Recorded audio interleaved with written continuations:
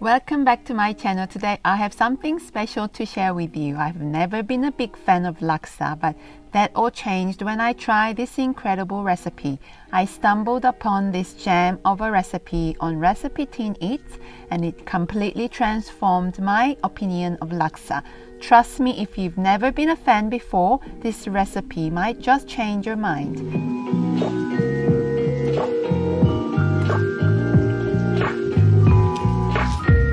For the ingredients you'll need for Nagi's laksa, check out the description below. As per Nagi, this is the best laksa paste you can get your hands on, easily available from Chinese groceries. You can find other substitutes on RecipeTin Eats website. The laksa broth calls for half cup of this paste and a bit more for the laksa sauce, so this jar will do. This fried tofu puff will be added to laksa broth, and these babies will soak up the beautifully complex laksa broth, so highly recommend you get this ready. I use dry chili instead of chili oil, which is optional. For lemongrass, we'll only use the light colored bit at the top.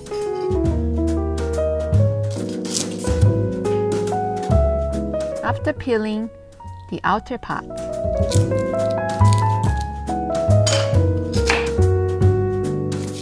I grate the lemongrass and get it ready for laksa broth.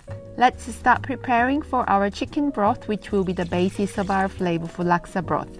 I have a homemade chicken stock and water. And to this I add 3 chicken drumsticks. Let it boil on high heat, then reduce the heat to medium once boiled and cook until the chicken is cooked through and flesh is fallen off the bone.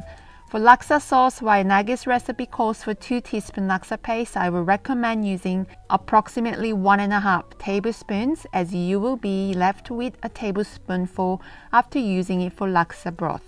The sauce recipe is forgiving, so you do not need to adjust the amount of other ingredients. Mix well and set aside. For the tofu puffs, cut them in half and set aside. Also cook your rice noodles as per the cooking instructions and set aside. Time is up and chicken stock looks ready. Turn the heat off. Take the chicken pieces out.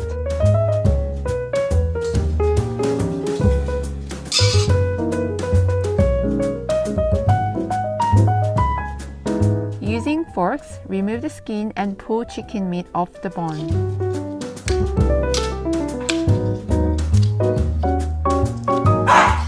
Can you hear my dog go crazy?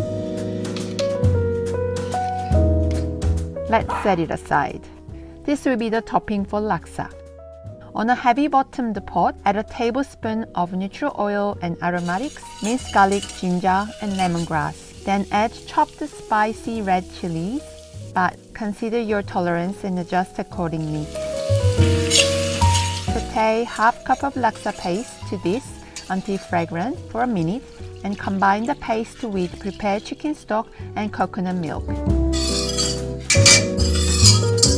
For me, I had coconut cream in my pantry, so I used half the can of the coconut cream and 1 cup of water instead to make it lighter. Season with fish sauce. And feel free to add additional water if required at this point. I add laksa sauce we made earlier and fried tofu puffs as per the recipe. Let's plate it up. You can get creative here and choose your favorite toppings.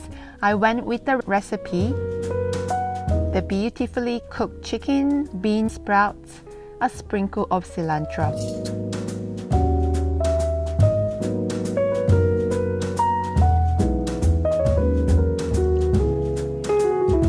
The beauty of laksa is that it's incredibly versatile, so feel free to customize it to your liking.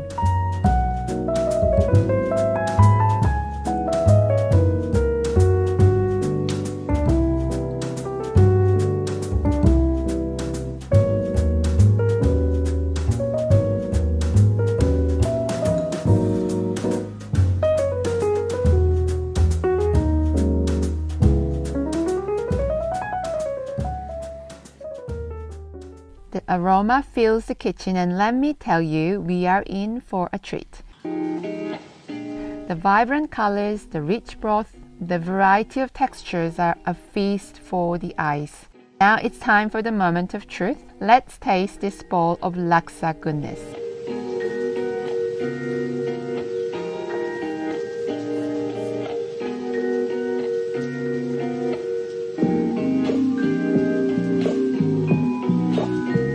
Oh my, this is absolutely incredible. The broth is creamy, tangy, and bursting with flavors. The chicken is juicy, and tofu puffs are squishy and literally bursting with flavors. And as always, thank you for joining me today. Stay tuned for more recipes and subscribe to my channel. Until next time, keep cooking.